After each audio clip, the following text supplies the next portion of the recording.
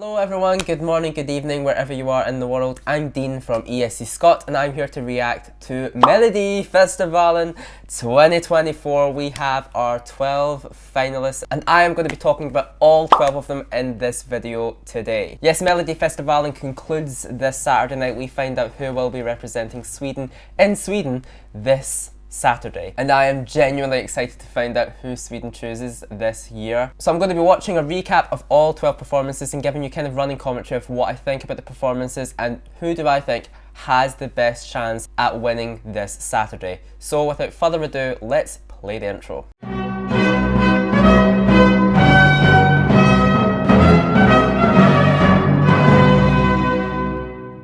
Now, I think I've voiced my opinion about Melodifestivalen in the past on this channel. I think it is an extremely good national final, but when it comes to the songs, some years are stronger than others and some years are weaker than others. And this year, I am very surprised at how, not weak it is, but like, I think this year is the kind of most open Melodifestivalen we've had in, the years that I've ever watched. I don't remember it being this open. I couldn't tell you who's going to win this. A lot of people have been saying Marcus and Martinez or Maria. It could be one of them, but I definitely think that we might have a surprise this Saturday. The odds say otherwise. The odds are saying that Marcus and Martinez has a 60% winning chance. I don't believe that for one fucking second. Marcus and Martinez have a really good song, and definitely if they won, it would be well deserved, but I don't think it's that much of a runaway. Definitely not. But let's watch the recap. This is the running order of Saturday night. After each little clip of the performance, I'll give you my kind of thoughts about the song and how do I think it'll do in the final. Okay, let's press play. Who is first up on Saturday night? Let's go. Okay, it's Maria Sir. The lovely Maria Sir.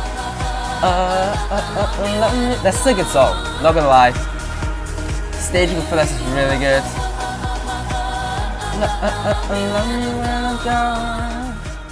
Yes. Her vocals are pretty on point. I think her heat was, so she was up against Liamo. She wasn't the winner of the heat, but she will impress the juries, definitely. I can see why she is one of the favourites. Not the favourite, but one of the. It's good. I don't know if it is the best of the bunch. I definitely wouldn't be mad if this one.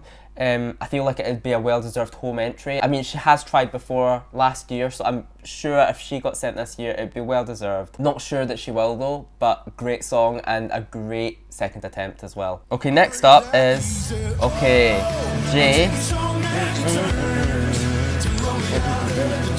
This is underrated, I'm sorry. People are really not loving this, and I love country music, so this is kind of down my alley. But the thing is, we always have songs like this in Melfest. We always have like a bit outcast. I know that sounds bad, but we always have someone that we don't expect to be in the final. I will say though, the way they done the kind of second chance round this year was very flawed, because they done it at the end of Heat 5, so it was more likely, or the Heat 5, the second chance winners from Heat 5 had more of a chance to get into the final because public has just seen their performances in full. So it was definitely unfair for the rest of the second chance winners from all the other heats, because they had virtually no chance. So why they've went with that system, I don't know, but they've learned something from that system, and that is to not do it again. SVT has to learn from that. That was a bad choice. But definitely, Jay's song was good. It ain't gonna win Melfest, but it's a genuinely good song. I like it because I like country music. Not everyone likes it because not everyone likes country music. And it's not your typical Melfest song, but we always have something like this every year. This might surprise us. The juries might go for this. The international juries may say, do you know what, this is actually kind of our vibe. And they might get it to the middle of the leaderboard, but it will not go further than that, I don't think. Okay, next up is Awful Liar, Lisa Ajax.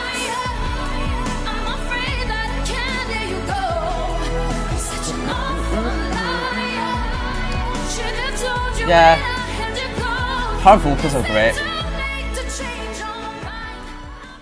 Yeah, the main thing about that performance is the vocals. I think her vocals really make it stand out. I did listen to this song a few times on the train the other day. I was just going through the Melodifestivalen songs. I ain't a huge fan of the studio version of this. There isn't much progression in it. I do love her voice live though, so I think that's what makes it stand out live. I don't see this going for Sweden. I like it, I don't love it. Okay, next up, here we go, 4, Smashing to Pieces.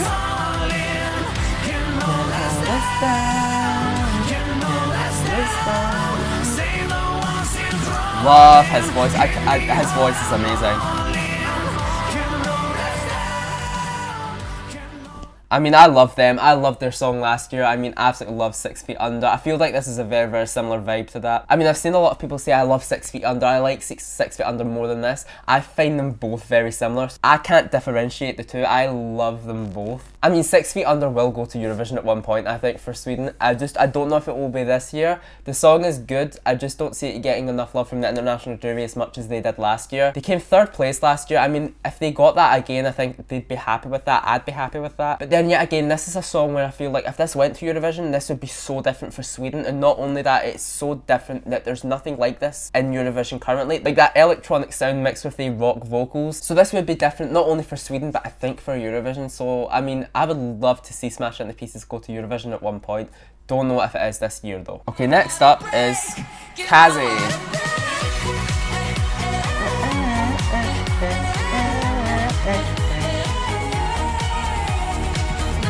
That's sweet.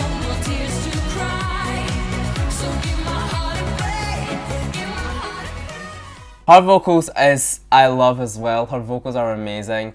The song, I mean, it's very classic Kazi. It does feel like a very, very kind of safe, friendly radio hit. I could hear it in the UK. Is it competitive? Maybe not, but I have no clue how this will do. Don't think it will win, per se, but I think it will definitely get love from somewhere. I don't know if it will be the juries or the public. I think it will probably get more love from the public. I think it's a good attempt from Kazi. She tried 2022. She obviously won last year with as a songwriter role. But yeah, again, I think she's one of the contenders to win it soon. Maybe not this year, as I say, same with Smash Into Pieces, but she will definitely try again, I think. Okay, next up is Annika.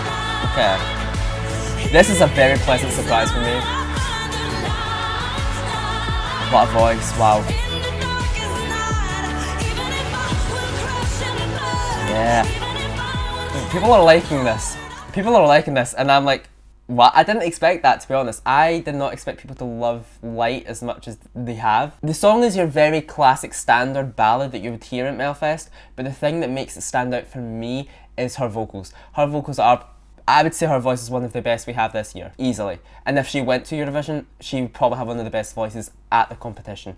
Without a doubt. I mean, I've seen so many reaction videos of this song, and the reaction is they can't say anything bad about it because her vocals make the song sound absolutely stunning. I'm so excited to see what the outcome will be on Saturday night. Now, she was the other second chance winner. I feel like she was more deserved than Jay because her song I think is a little bit better. I think the juries will love this, so I think this has a chance of becoming top 5, which would be an amazing result for Annika, and I think she would come back to Melfest if she done that well. Hoping that that's what happens this Saturday night. Okay, next up is the Norwegian twins. This performance is just slick. It's slick. She's unforgettable. Yes, yes, yes, yes, yes, yes. I've heard so many people hate on this because they compare it to Air. That is the natural thing to do. We're going to compare it to another song of theirs that's competed in Melodifestivalen before. We do it every year. We do it with Danny Saucedo, we do it with Daughter. But when we do it with this song, I feel like it's amplified because I think everyone loved Air.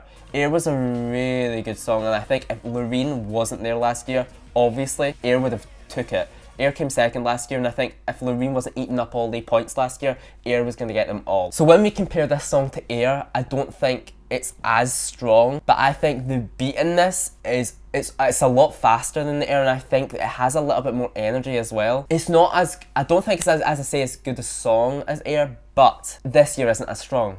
It's nowhere near as strong last year. If this song was competing last year, this would have no chance. But this year, this stands a huge chance of winning. As I say, the bookies, they say it has a 60% chance at winning. I don't believe that for a fucking second. But I do agree with the bookies that this probably is the most likely Swedish entry for this year. And also I should say I love it. I haven't said my opinion. I love it. I think it's a great song and I've not said a bad word about it. I think it's a really good song. The staging is there. I think without the staging, I think this song would be maybe a little bit lackluster, but the staging makes it so much better. And they have to keep it for Eurovision. They obviously will. I don't know why I said that. Next up is Daughter.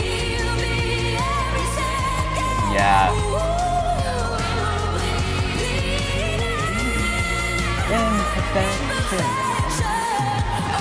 It's not easy to watch you love song. I can't sing it. But I do love it. I do love it. I've actually been listening to this song a lot since they released it on Spotify. It's a good song. It's a really good studio track. I'm just not fully convinced that this is right for Eurovision. I think it's a good Melfest entry. It is. I think it's a good follow-up from Little Tot and Bulletproof. I just don't know if this is more deserving as Little Tot and Bulletproof. I don't really see this as being competitive or being as competitive as our last attempts. I think this is good. I don't know if it's great. And also we should say that in her heat, she wasn't feeling great. She had something really, really wrong with her voice and her vocal cords. I think it was, I don't know, something like laryngitis or something. Her vocals were just not there. But she has stated that her vocals are back to normal for the final this Saturday. So I'm hoping that her vocals are now so much better. And they were good on this semi-final performance, but I think if they were even a little bit better, I think it would elevate it. And I'm hoping that she puts on a really good performance this Saturday and gets herself a good, reasonable spot on the leaderboard. Okay, next up is Medina.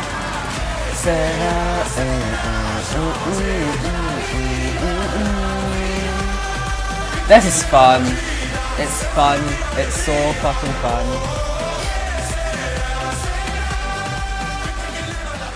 Yeah, I'd love to see something like this go for Sweden. It'd be so different. It would be so different. I don't know if it will happen, but I am loving it myself, and I'm hoping that the juries will appreciate this. I just love that it's so out the box, and because Sweden's hosting this year, I think they can afford to take a little bit of a risk. I think this is a little bit of a risk. Why not send it to Eurovision? I would. If I was the Swedish delegation, I'd be hoping for this to win, because it is a little bit of a risk. They can afford to take it, and I think Medina do deserve it. They definitely deserve it. Okay, next up, Liamo, Dragon. I've forgotten about this song until I watched the performance again a few days ago, and it's a good performance. It's good.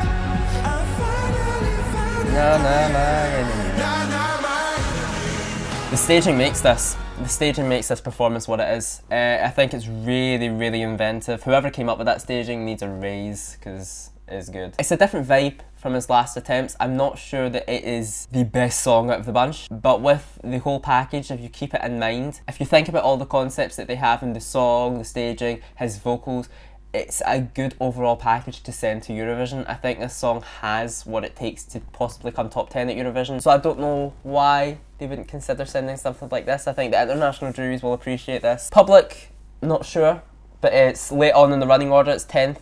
This could do well, you never know. I think up against like Marcus and Martinez and Medina, this may struggle a little bit. Right, okay, next up is Jacqueline. You just stole my heart. So effortless, so effortless, so effortless. I love this. I love this. I love this. So effortless, so effortless, so effortless. I completely forgot about that song. I'm not gonna lie, I completely forgot about it. I was so sending this to Eurovision. Oh my god. It's one of my favourite national final songs from this year. It's just the hook. So effortless, so effortless, so effortless. It's so good. It's so good. And yet again, I when I listen to this, I just think this is such a good home entry. The thing is, I envision it in my mind. I think this definitely could actually win. I think it could. I think it's second in the odds right now.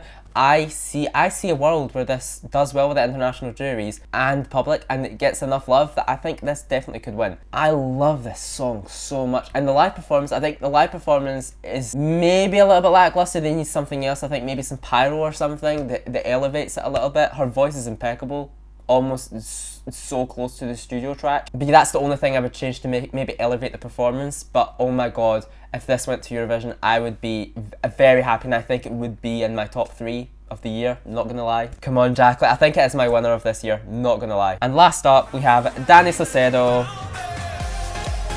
So happy that you're fine. And how many times does this guy need to try to get to Eurovision before he does?